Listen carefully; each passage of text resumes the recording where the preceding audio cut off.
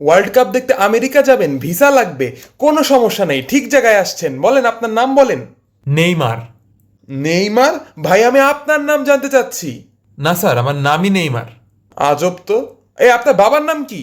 Ronaldo. Ronaldo? এখন আবার বলবেন না আপনার মায়ের নাম মেসি। না স্যার, মেসি না, তাহলে কি?